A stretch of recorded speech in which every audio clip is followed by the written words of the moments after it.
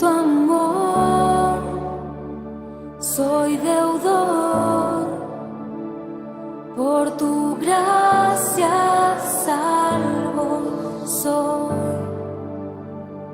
Hay en mí el sentir que hubo también en Jesús, de humildad, de entregar nuestra vida en el altar. Digno es el Cordero de toda la gloria, de que en nuestra vida esté puesta sobre tu altar. Sacrificio vivo, santo y agradable, todo lo que soy, Señor, lo rindo ante tus pies.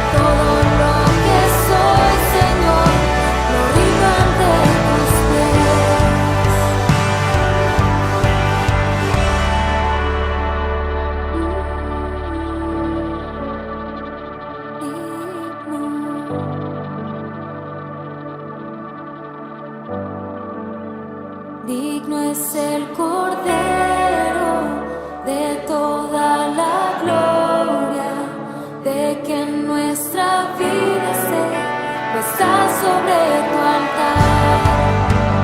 Sacrificio vivo, santo y agradable, todo lo que soy, Señor, lo rindo ante tus pies. Todo lo que soy, Señor, lo rindo ante tus pies.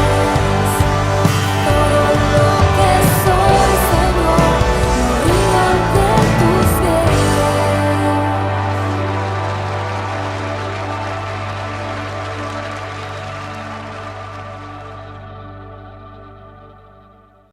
Gracias a Dios porque nos da este tiempo, esta oportunidad una vez más para compartir su palabra.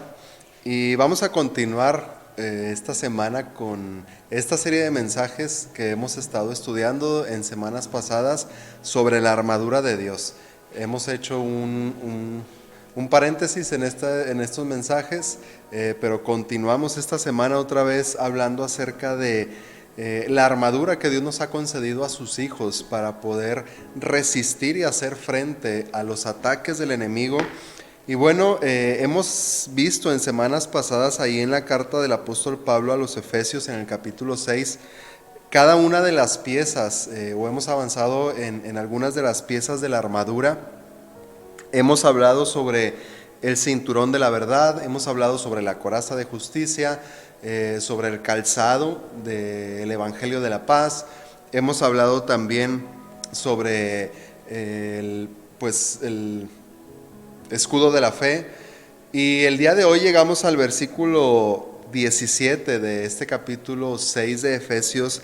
Y aquí nos presenta la última pieza, digámoslo así, defensiva de la armadura que Dios nos ha dado. Y dice Pablo, y tomen el yelmo de la salvación. Y bueno, pues vamos a hacer una oración para ver qué es lo que Dios tiene preparado para nosotros en este día acerca de esta pieza que nos ha concedido. Oremos juntos.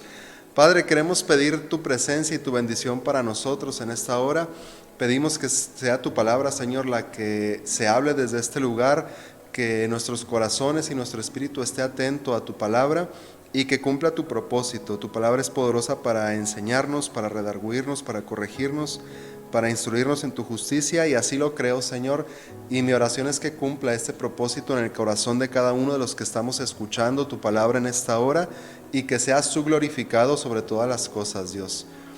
Quita todo lo que quiera estorbar, lo que quiera usar el enemigo para distraer nuestra mente, nuestra atención, que sea quitado, Señor, de este lugar y del hogar de cada uno de mis hermanos.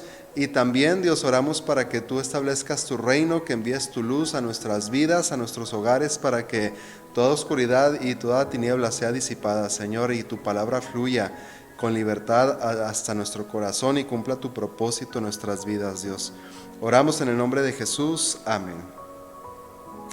Muy bien, esta pieza es la última de la armadura en el sentido defensivo.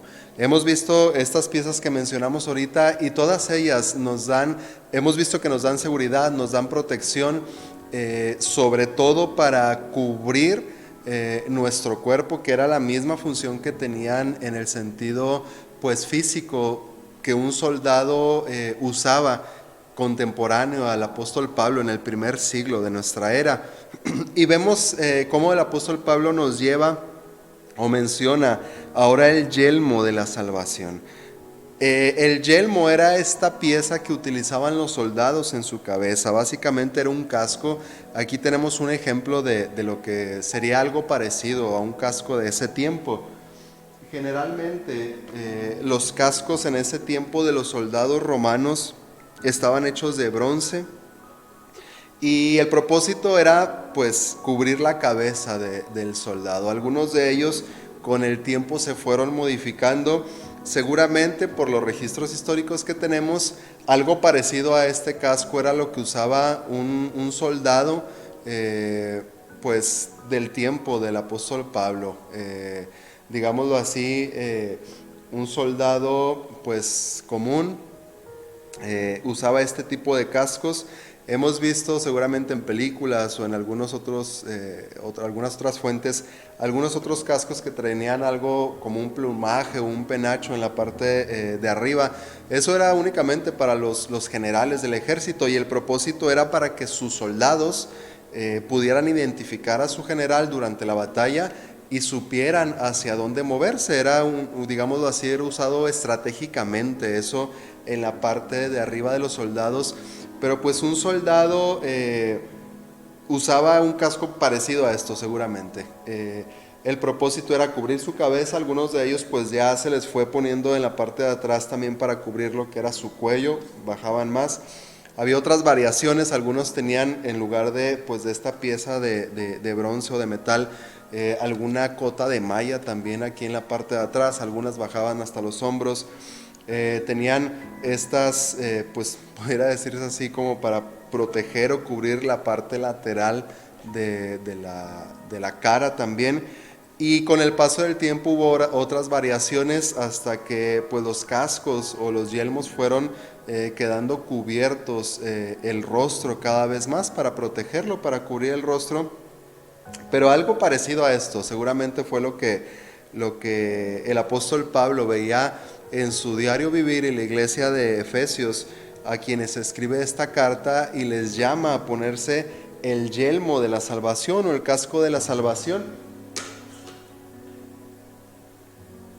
Y es interesante porque así como el casco protegía la cabeza del soldado físicamente hablando, el apóstol Pablo aborda o compara el yelmo de la salvación que también protege nuestra cabeza o nuestra mente, espiritualmente hablando, de los cristianos. En su carta a la iglesia de Tesalonicenses, el apóstol Pablo también utiliza esta referencia del yelmo de la salvación, pero agrega algo más. Perdón, en 1 de Tesalonicenses capítulo 5, versículo 8, dice que con la esperanza de salvación como yelmo. Agrega esta palabra esperanza de salvación. Y es interesante porque la salvación nos da esperanza, es lo que está diciendo el apóstol Pablo, lo dice acá en Tesalonicenses, y aunque no lo menciona, no lo diga explícitamente, acá en Efesios capítulo 6, pues está implícito el sentido y el significado de la salvación, o lo que nos proporciona la salvación, que es también esta esperanza. Ahora, el contexto que el apóstol Pablo le dice a la iglesia de los tesalonicenses estas palabras es porque si leemos en versículos más atrás y desde el capítulo anterior ahí en Tesalonicenses 4, digamos que en la iglesia de Tesalónica había pues como estas dudas y podríamos decir que hasta pues temor de los cristianos, pues qué va a pasar con los que ya murieron, qué va a pasar con los que seguimos vivos. Y es ahí en ese contexto que el apóstol Pablo dice pues que nosotros, quienes estamos vivos todavía, tenemos que estar aferrados y tenemos que usar o proteger nuestra cabeza, nuestra mente con la esperanza de salvación como si fuera un yelmo. Dice, pues no quiero que ignoren sobre los que ya duermen, y es en donde leemos que dice, pues que a la final trompeta vendrá Cristo con voz de mando, con voz de arcángel, y llamará a sus escogidos, pero dice, mientras nosotros o quienes vivimos o quienes estamos todavía viviendo, pues tenemos que aferrarnos a esa esperanza y tomarla y que guarde nuestra mente, nuestro corazón, esa salvación que Dios nos ha dado. Ahora, hemos hablado en semanas pasadas sobre la salvación y sobre la esperanza que tenemos en Cristo, y a través de cada una de las piezas nos hemos dado cuenta y podemos darnos cuenta una vez más cómo Jesucristo es parte esencial y es pieza esencial en cada una de las herramientas o de las piezas que tenemos como parte de la armadura que Dios nos ha dado, y no es la excepción en el yelmo de la salvación. ¿Por qué? Porque partimos de que la salvación que hemos recibido es esta salvación regalada, o es este don que Dios nos ha dado por gracia, como dice el apóstol Pablo aquí más atrás en su carta a los Efesios, por gracia somos salvos por medio de la fe. Y es esta salvación que si tú ya crees, Dios te ha concedido, si tú has recibido ese regalo de salvación, Dios te lo ha dado. Y vamos a ver ahorita más adelante que no hay nada ni nadie que pueda quitarnos eso. Pero si tú no tienes esta esperanza de salvación, entonces es necesario que tú el día de hoy consideres tu situación, escuches el mensaje de la palabra de Dios, este mensaje de salvación, y pues decidas recibir este regalo de salvación. ¿En qué consiste o en qué se basa este mensaje de salvación? Básicamente es que sin Cristo, lejos de Cristo, o negando el regalo de salvación o rechazando el regalo de salvación que Dios nos ha dado a través de su Hijo Jesús, tú y yo estamos muertos espiritualmente. Sin Cristo tú y yo no somos nada. Dice el apóstol Pablo aquí en Efesios capítulo 2, versículo 12, que sin Cristo estábamos o éramos ajenos a los pactos de la promesa, y estábamos sin esperanza y sin Dios en el mundo. Y esa es la condición de todas las personas que han rechazado el mensaje del Evangelio, o aquellos que nunca han escuchado el mensaje del Evangelio. Están ajenos al pacto de las promesas que Dios ha dado y viven sin esperanza y sin Dios en el mundo. Y ahorita vamos a hablar a qué se refiere esta esperanza, pero partimos de que es necesario que tú y yo tengamos este regalo de salvación, porque este regalo de salvación nos da una nueva vida y nos da una esperanza viva.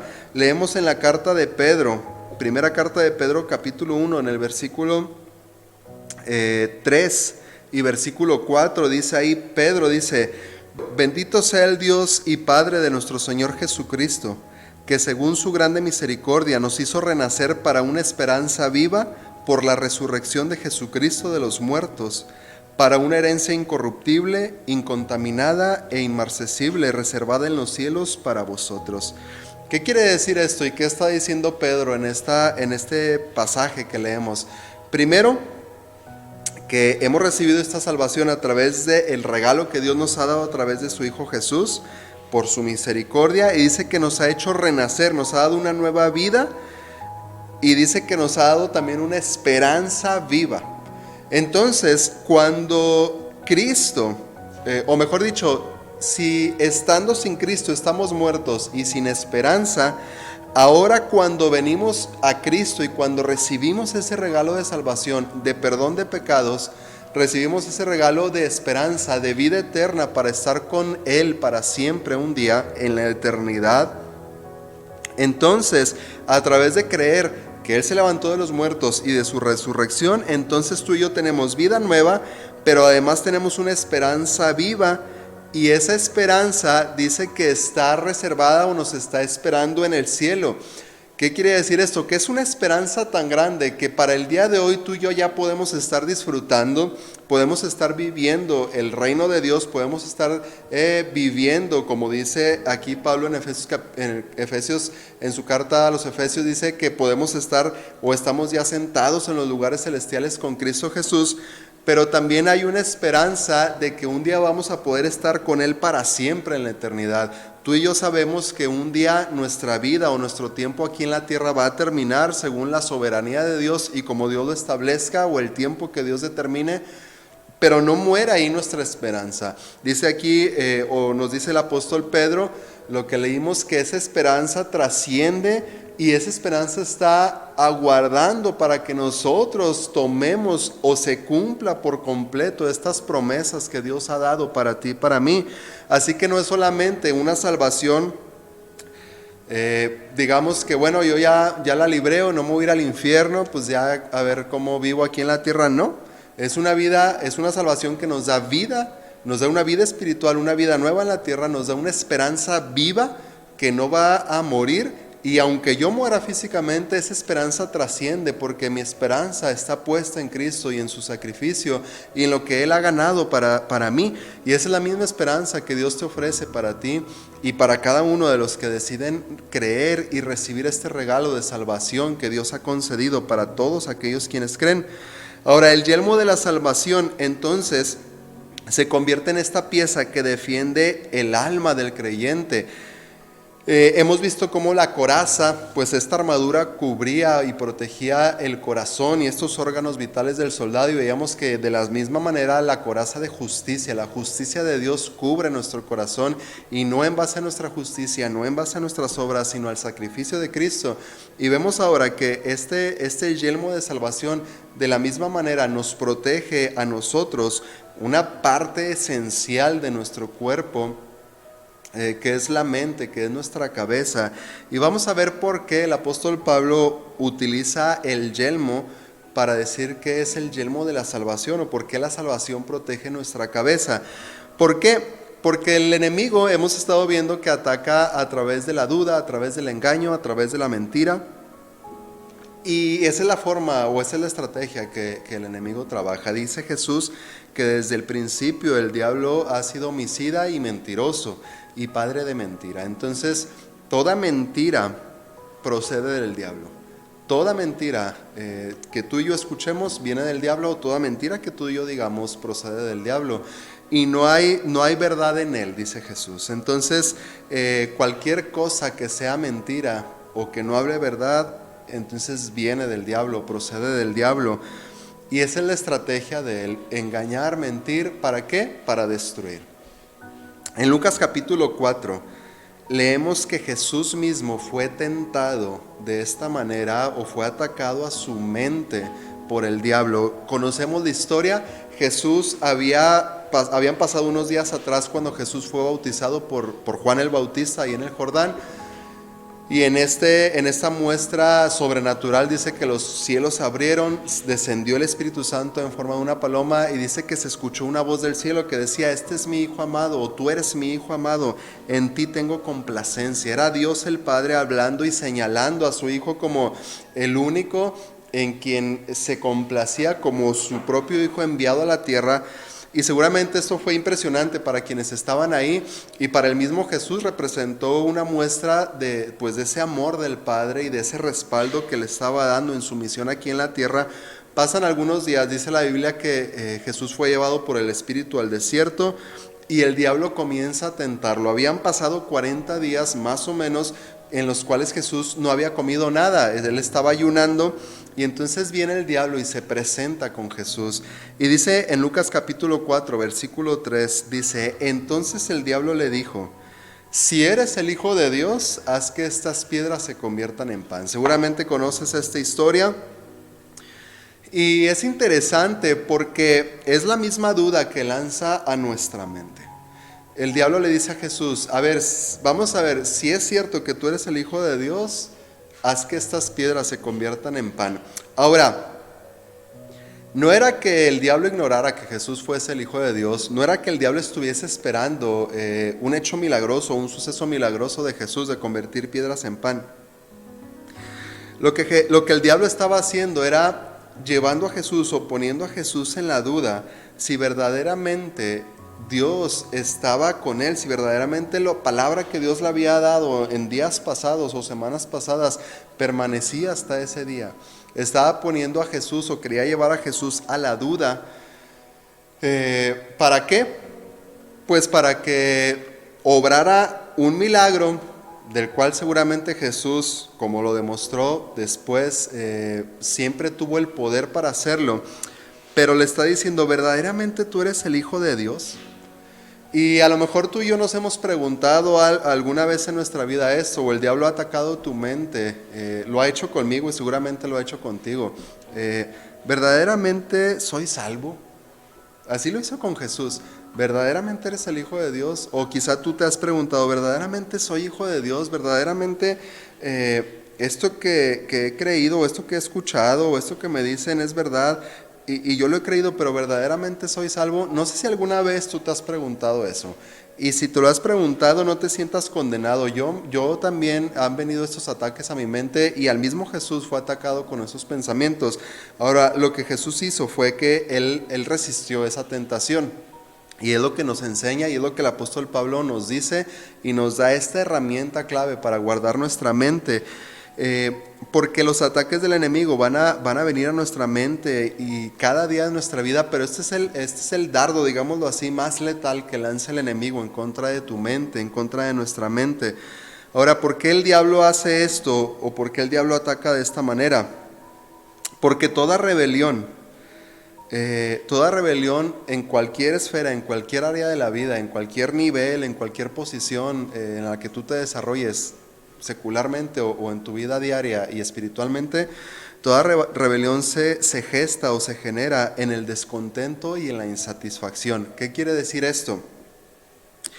Cuando un súbdito cree que su amo le ha fallado o le está fallando, es cuando comienza a pensar: no, pues es que a mí no me dan lo mismo que al otro, es que si yo tuviera las oportunidades de la otra persona, si yo pudiera, o si me dieran a mí la oportunidad, yo demostraría que pudiera hacerlo mejor.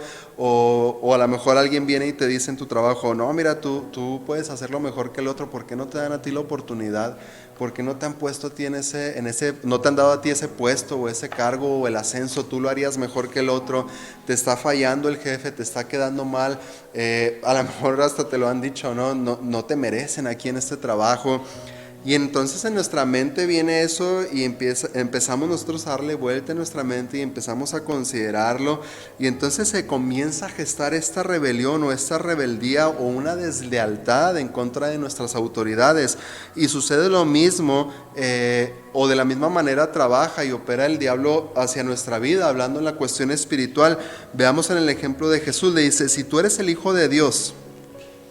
En otras palabras, le está diciendo el diablo: si tú eres el Hijo de Dios, ¿por qué estás pasando hambre?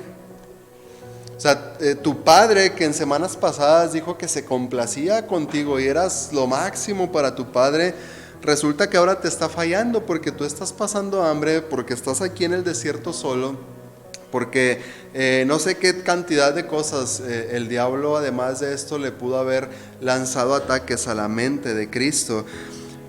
Pero entonces, si lograba prender ese pensamiento o ese dardo, ese dardo de fuego en la mente de Cristo, entonces sería válido que Jesús hubiera pues convertido esas piedras en pan, porque bajo el razonamiento humano Jesús hubiera podido pensar, sí es cierto, o sea, se supone que el Padre se complace conmigo, pero me ha traído aquí al desierto. No he comido en 40 días, tengo hambre, tengo sed, seguramente su cuerpo estaba desgastado y agotado físicamente, y todavía permite que venga el diablo a tentarme, que venga el diablo a querer engañarme y hacerme caer.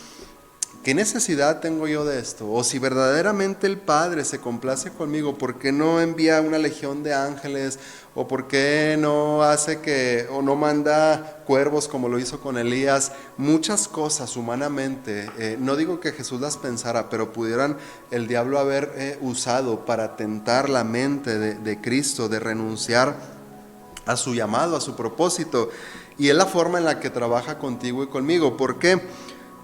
Porque si el diablo nos lleva a dudar de nuestra salvación, si el diablo nos lleva a dudar de que si verdaderamente yo soy hijo de Dios, y si yo cedo a esa duda y pienso, si es cierto, Dios me ha fallado, o sabes qué, no sé si verdaderamente soy hijo de Dios, o pues no, yo no soy hijo de Dios, y mete todas esas dudas a nuestro corazón, yo no soy salvo, o quizá por un pecado que cometimos nos acusa y dice, no, mira, pues tú dices que eres hijo de Dios, tú dices que eres salvo, que Él te ha perdonado, pero mira cómo estás viviendo. Y entonces comienza a gestar toda esta rebelión en nuestro corazón. Ahora, el engaño, este engaño de que no somos salvos, de hacernos dudar de nuestra posición como hijos de Dios por medio de Cristo, el diablo sabe que si se prende ese engaño en nuestra mente, entonces nosotros estaremos dispuestos a cometer cualquier otro pecado sin remordimientos, porque quien falló primero fue Dios. Lo repito, si el diablo logra prender ese pensamiento de que no eres hijo de Dios, no eres salvo, no ha servido el sacrificio de Cristo para ti, o cualquier mentira que el diablo lance contra tu mente, si se prende ese pensamiento en tu cabeza, y tú le das vueltas y si logra gestar la rebelión en tu mente, entonces cualquier otro pecado tú y yo vamos a estar dispuestos a cometerlo, porque entonces ya no importa darle la gloria a Dios, ya no importa honrar a Dios, porque entonces ya no importa lo que digan en contra de Dios, lo que digan de mí, no viene a importar nada, porque no tenemos nadie a quien darle gloria y no tenemos nadie a quien rendirle cuentas. Entonces es por eso que el diablo lanza este primer dardo, que es seguramente el más letal en contra de nuestra mente. No eres hijo de Dios, tú no eres salvo, porque eso me va a hacer a mí cometer cualquier pecado, cualquier barbarie, sin temor a Dios. Entonces ese es el ataque que el diablo lanza a nuestra mente, y entonces diremos, pues si no ha sido suficiente el sacrificio de Cristo, si Dios no me perdona, si me he tratado de esforzar tanto y vuelvo a pecar, y todas estas mentiras comienzan a venir a nuestra mente, y entonces comenzamos nosotros a darle vueltas y a darle forma, digamos, y empezamos a razonar las mentiras en nuestra mente y a creérnoslas. Entonces nos terminaremos alejando de Dios, y el engaño tomará gran parte o gran lugar en nuestra vida, el territorio en nuestra mente, en nuestra cabeza. Y el diablo sabe eso. Por eso el apóstol Pablo dice que el yelmo de la salvación protege nuestra cabeza, protege nuestra mente. Es en nuestra mente donde se forman las ideas que dan las órdenes al resto del cuerpo. Es en nuestra cabeza, es en nuestra mente en donde tú y yo decidimos qué mano vamos a mover, cuáles pies o cuál pie vamos a mover, en qué dirección vamos a caminar. Es nuestra cabeza la que se encarga de decidir y de dirigir nuestro cuerpo. Es por eso que el diablo sabe que si logra tomar tu mente, si logra aprender esta mentira y este engaño que no eres un hijo de Dios, como resultado todo tu cuerpo va a actuar en contra de Dios. Y es por eso que el apóstol Pablo dice, cubran su mente con el yelmo de la salvación. Vimos cómo es la estrategia del enemigo. Ahora, ¿cómo podemos tú y yo ponernos el yelmo de la salvación o portar el yelmo de la salvación? Primero, tenemos que aferrarnos a la palabra de Dios. Tú tienes que conocer la palabra de Dios. Cuando el diablo intentó tentar a Jesús ahí en el desierto y hacerlo pecar, si tú eres el Hijo de Dios, di que estas piedras se conviertan en pan. La palabra que Jesús le respondió al diablo no fue, sí, sí lo soy. Mira, hace unas semanas atrás, ¿no te acuerdas que los cielos abrieron y se escuchó una voz? No, no fue eso lo que Jesús usó para defenderse, para reprender al diablo. Lo que Jesús dijo fue, escrito está, no tentarás al Señor tu Dios. Y entonces cuando tú y yo conocemos la palabra de Dios y la tenemos presente en nuestra mente y en nuestro corazón, en el momento que el enemigo quiera atacarnos con este engaño, dice la Biblia que el Espíritu Santo toma de lo que hay en nosotros para poder defendernos. Primero, si tú quieres tener bien puesto el yelmo de la salvación, tienes que tener bien puesta la palabra de Dios en la mente, tienes que tenerla en tu memoria, tienes que, como dice la Biblia, recitarla, tienes que saberla de memoria, tienes que guardarla en tu corazón, de ser posible, como dice ahí en Deuteronomio capítulo 6, cuando vayas a la calle, repítela. Antes de acostarte, al despertarte, enséñaselas a tus hijos, ponlas en las paredes de tu casa, a la entrada de la puerta. En todo momento tú y yo necesitamos y dependemos de la palabra de Dios porque hemos visto que el enemigo ataca constantemente.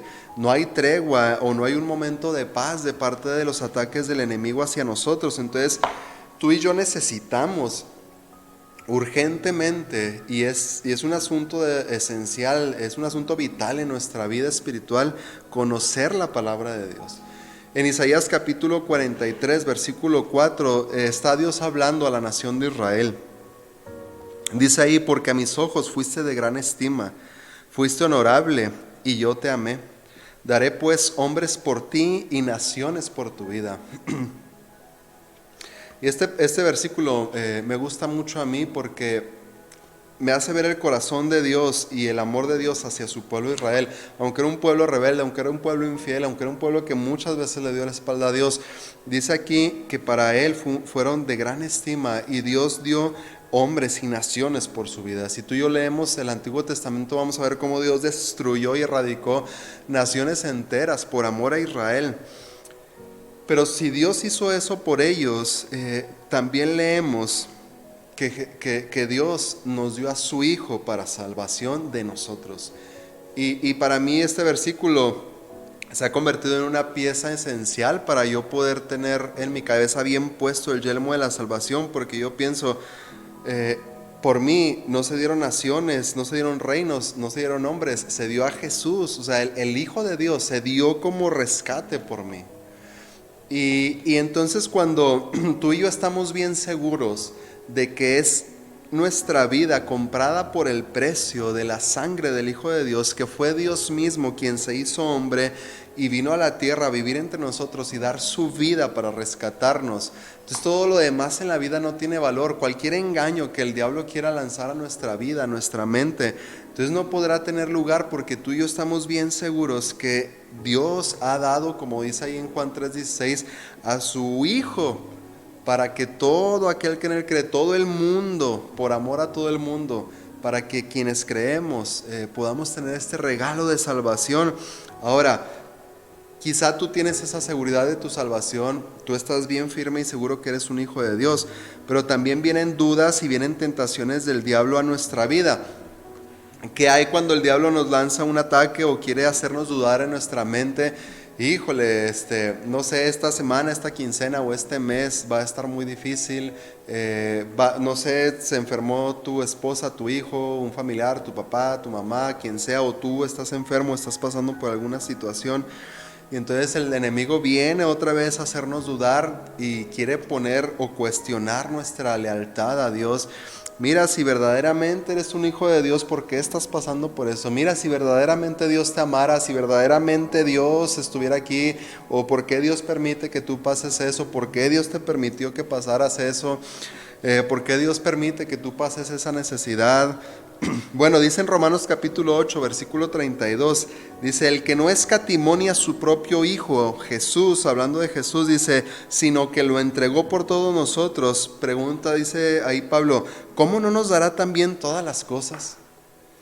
Entonces, cuando vengan estas dudas y estos engaños a tu mente, mira si verdaderamente Dios estuviera contigo, mira por qué Dios te permitió pasar por eso, mira por qué Dios no te ha dado eso, mira por qué Dios te tiene todavía ahí enfermo, mira por qué Dios esto y aquello. Tú piensa esto y confiésalo con tu boca. Si Dios dio a su Hijo y no lo escatimó, ¿cómo no me va a dar también todas las cosas? Y esa es la manera en la que tú y yo resistimos los ataques del enemigo a nuestra mente, usando o poniéndonos el yelmo de la salvación. Si el enemigo comienza a amenazar nuestra vida con persecución, con hambre, con dolor, con maltrato, tú y yo tenemos una promesa en la palabra de Dios que no hay nada que pueda separarnos del amor que Dios ha puesto en nosotros por medio de Cristo. Romanos capítulo 8. En el versículo 35 en adelante dice, ¿quién nos separará del amor de Cristo?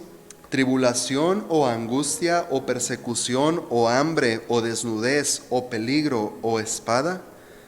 Y luego dice el versículo 37, antes en todas estas cosas somos más que vencedores por medio de aquel que nos amó. Por lo cual estoy seguro que ni la muerte, ni la vida, ni ángeles, ni principados, ni potestades, ni lo presente, ni lo porvenir, ni lo alto, ni lo profundo, ni ninguna otra cosa creada nos podrá separar del amor de Dios que es en Cristo Jesús, Señor nuestro. Esa es la palabra de Dios que da vida, esa es la palabra de Dios que guarda y protege tu mente de los ataques del enemigo, de la duda del enemigo, del engaño del enemigo.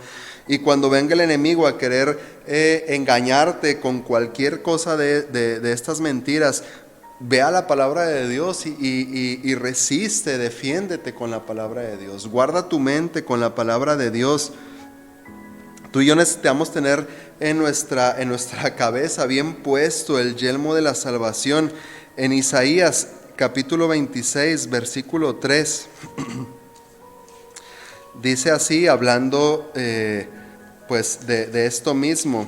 Isaías 26, 3 dice, tú guardarás en completa paz a aquel cuyo pensamiento en ti persevera, porque en ti ha confiado. Dios guarda el pensamiento, Dios guarda nuestra mente si tú y yo estamos confiados en Él y si estamos pensando en Él. Tú y yo podemos, y seguramente lo experimentamos en nuestra vida diaria, ¿no? Distracciones y todo lo que envuelve nuestra vida y todo lo que quiere distraernos. Pero dice aquí la palabra que Él guarda en completa paz a aquel cuyo pensamiento persevera en Él porque confía en Él. Y es solamente quienes han confiado, no nada más una esperanza superflua de, ay sí, un día voy a estar con Dios. No, es aquellos que están meditando su palabra, es que aquellos que tienen bien puesto el yelmo de la salvación, son aquellos a quienes Dios guarda su mente y les da paz. Ahora, el yelmo de la salvación nos ayuda, nosotros lo podemos usar para defendernos y nos libera, hablando digamos personalmente en nuestra vida. Hemos visto que lo podemos usar para defendernos de los ataques del enemigo, pero también podemos usarlo para en nuestra vida ser librados de las malas obras, de los malos pensamientos y poder permanecer en el camino que Dios nos ha mostrado. Primera de Juan capítulo 3 versículo 3 dice, y todo aquel que tiene esta esperanza en Él se purifica a sí mismo, así como Él es puro. En nuestro día a día, tú y yo enfrentamos distracciones, enfrentamos luchas y tenemos también la posibilidad de tomar decisiones que nos van a acercar a Dios, o nos van a alejar de Dios. Pero con el yelmo de la salvación bien puesto en nuestra cabeza, entonces, teniendo la esperanza en Cristo, aquel que murió por nosotros, aquel que resucitó, que está a la diestra del Padre ahora, y que un día vendrá por su iglesia, que esa es nuestra esperanza, que aguarda, leímos ahorita que nos aguarda en los cielos. Entonces tu vida aquí en la tierra ya no será más pues a la suerte o a ver qué es lo que sucede. Tú tendrás que vivir y tendremos que vivir para purificarnos. Tus decisiones, entonces, si tu esperanza está puesta en Cristo, entonces tus decisiones tienen que ser guiadas o encaminadas a purificar tu vida, dejar de hacer lo que tú sabes que ofende a Dios, dejar de hablar como tú sabes que eso ofende a Dios, dejar esos pensamientos y desechar esos pensamientos que ofenden a Dios, comenzar o seguir actuando de la manera en que nosotros sabemos que nuestra vida es purificada y glorificamos a Dios así. Para esto también sirve el yelmo de la salvación en nuestra cabeza. Además nos ayuda a rechazar los placeres mundanos a los que tú y yo nos enfrentamos día a día. En Hebreos capítulo 11, el versículo 9 y el versículo 10, está el escritor recordando la fe de Abraham. Y dice ahí en el versículo 9, Hebreos 11, 9, dice que por la fe Abraham habitó como extranjero en la tierra prometida, como en tierra ajena, morando en tiendas con Isaac y Jacob, coherederos de la misma promesa, porque esperaba la ciudad que tiene fundamentos, cuyo arquitecto y constructor es Dios. ¿Qué quiere decir esto? Dios le da esta promesa a Abraham de que él y su descendencia van a heredar esa tierra de Canaán. Y Dios lo lleva y él ve esa tierra, era una tierra fructífera, era una tierra pues con recursos pues en grande cantidad. Pero la fe de Abraham, y por lo cual Abraham es recordado aquí en Hebreos, no es porque él creyó solamente que iba a poseer esa tierra, sino que su fe trasciende y dice que su esperanza no era solamente heredar esa tierra física o heredar esa porción de la tierra físicamente o naturalmente hablando, sino que Abraham esperó esa ciudad que tiene un fundamento cuyo arquitecto y constructor es Dios. ¿Qué quiere decir esto? Abraham no se conformó, voy a decirlo de esta manera, con disfrutar con una buena vida aquí en la tierra de prosperidad, de beneficios y de poseer grandes cantidades de tierra y que sus generaciones poseyeran todo eso, sino que su esperanza estaba en que un día él iba a recibir esa heredad eterna de estar en la presencia de Dios. Y es por eso por lo cual se resalta la fe de Abraham, y él tenía, voy a decirlo así, bien puesto el yelmo de la salvación en su cabeza, porque él no se dejó distraer por los placeres del mundo. Ahora, con nosotros es igual. Leemos en Filipenses capítulo 3, en el versículo 20, dice ahí: mas nuestra ciudadanía está en los cielos, de donde también esperamos al Salvador, al Señor Jesucristo. Si tú y yo tenemos nuestra esperanza puesta en Cristo, si tú y yo tenemos nuestra esperanza puesta en nuestro Salvador, entonces estaremos viviendo como Abraham, no esperando heredar o recibir algo aquí en la tierra física, que seguramente hemos recibido y ha recibido muchas bendiciones de Dios aquí, pero nuestra ciudadanía está en los cielos. Esto no termina cuando tú y yo morimos aquí en la tierra, cuando somos sepultados.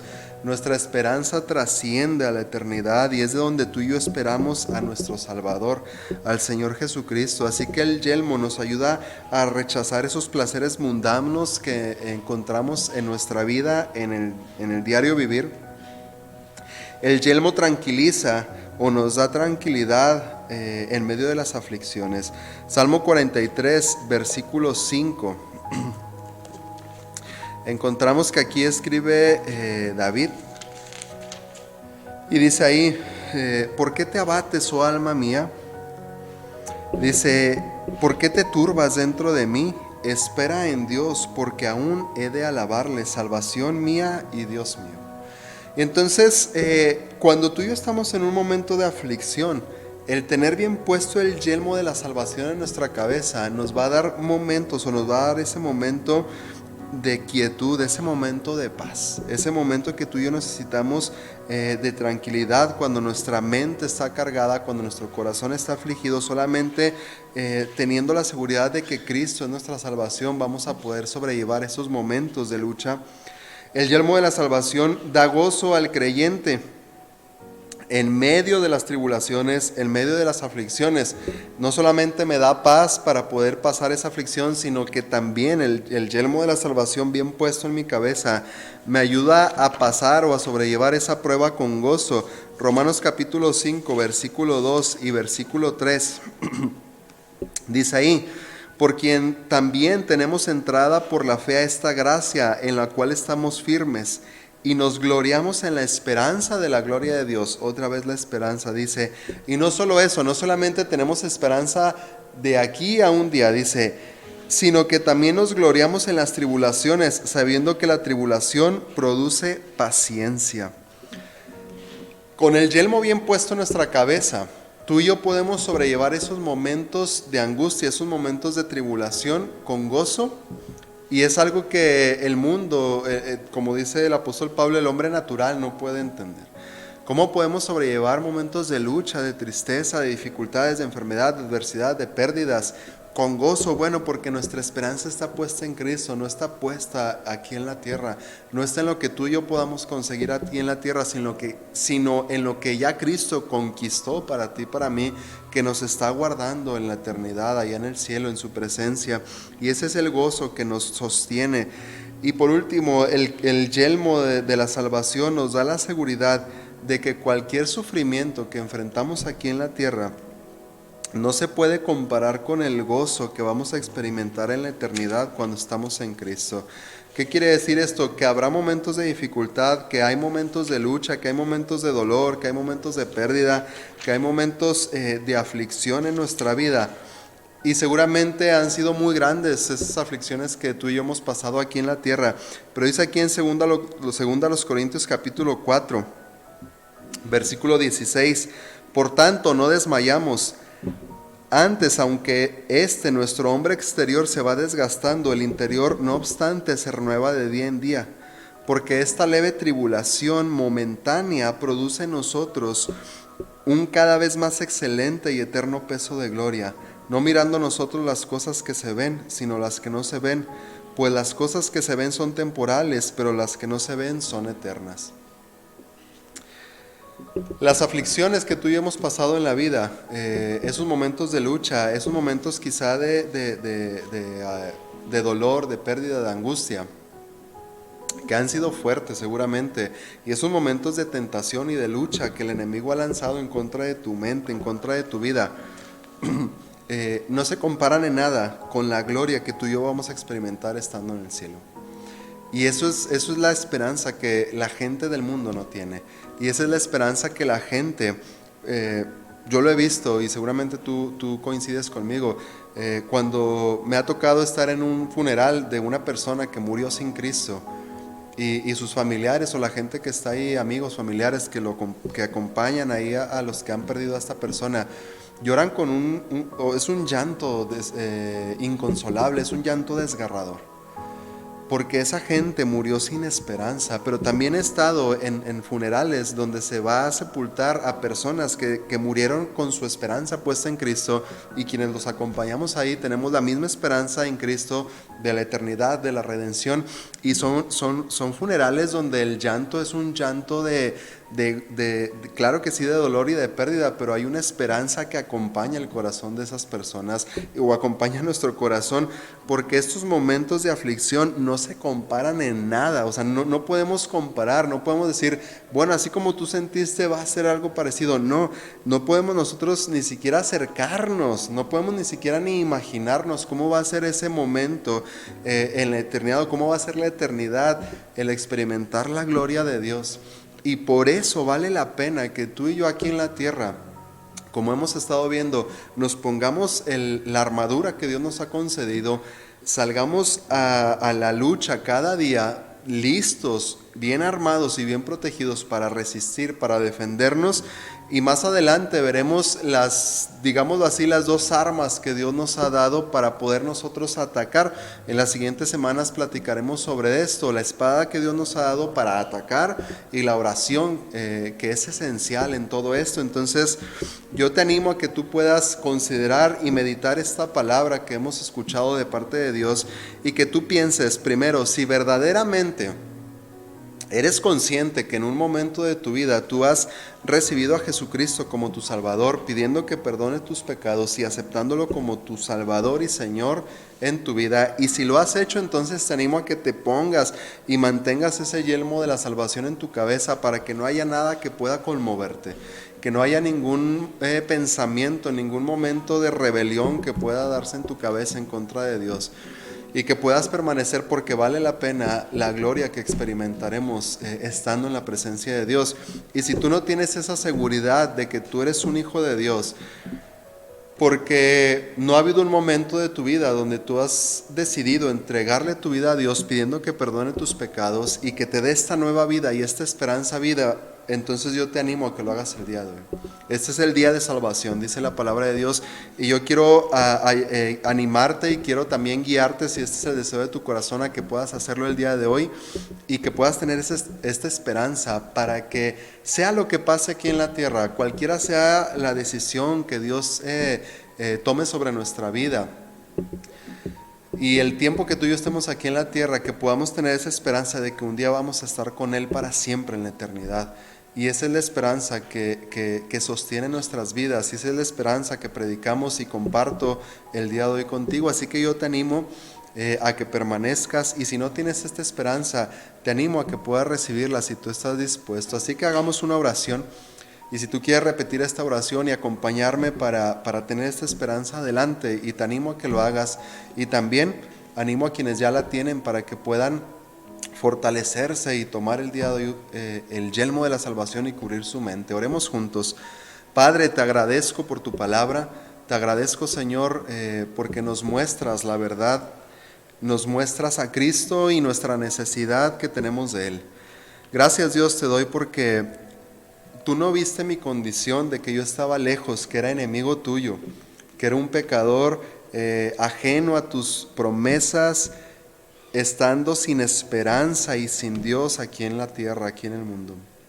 Al contrario de todo eso, Señor, no escatimaste a tu propio Hijo y lo diste para salvación de mi alma, para perdonar mis pecados, Señor, y para darme una esperanza viva. No es una esperanza que reposa en lo que alguien más pueda hacer, no es una esperanza que reposa en lo que yo pueda hacer. No es una esperanza que reposa en las circunstancias, no es una esperanza que reposa, Señor, en cualquier otra cosa, sino que es una esperanza que tú me has concedido, que ya Cristo ha conquistado ahí en la cruz, perdonando mis pecados, dándome vida nueva y dándome esta esperanza viva que un día yo voy a poder estar contigo para siempre en la eternidad, Dios, ahí en tu presencia, disfrutando de tu gloria. Y mi Dios, si hay alguien que no tiene esta esperanza, yo oro para que tu Espíritu Santo toque su corazón en esta hora y lo redarguya de su pecado y de la necesidad que tiene de arrepentirse y recibir este regalo que tú le ofreces en este día, Señor. Oro para que tú toques su corazón para salvación y que pueda hacer esta oración para recibir este regalo de salvación, este perdón de pecados que tú le ofreces en este día y que tú le des esta esperanza en su corazón, mi Dios. Oro también por aquellos que ya tienen esta esperanza, Señor, pero los ataques del enemigo a su mente han sido tan fuertes que los han hecho dudar, Dios, que si verdaderamente son tus hijos. Oro para que se pongan bien, Señor, el yelmo de la salvación y que podamos juntos resistir todo ataque del enemigo, Señor. Guarda nuestra mente de que cualquier engaño del enemigo tome lugar y se prenda, Dios, llevándonos a pecar. Oro, Señor, que nos perdones si así hemos faltado delante de ti, que en tu misericordia nos restaures para poder otra vez levantarnos y que podamos vivir, Señor, esta vida pues de gloria en gloria, como tú lo has preparado para nosotros, Señor. Bendice a tu iglesia, bendícenos en esta semana, Señor, que tu presencia esté con nosotros y que Dios, nosotros no nos alejemos de ti, Padre Santo. Oramos todo esto en el nombre de tu Hijo Jesús. Amén. Bien, gracias a Dios por este tiempo que nos da. Gracias a Dios también porque nos permite seguir predicando su palabra y los invitamos para que la siguiente semana nos puedan acompañar una vez más. Dios les bendiga.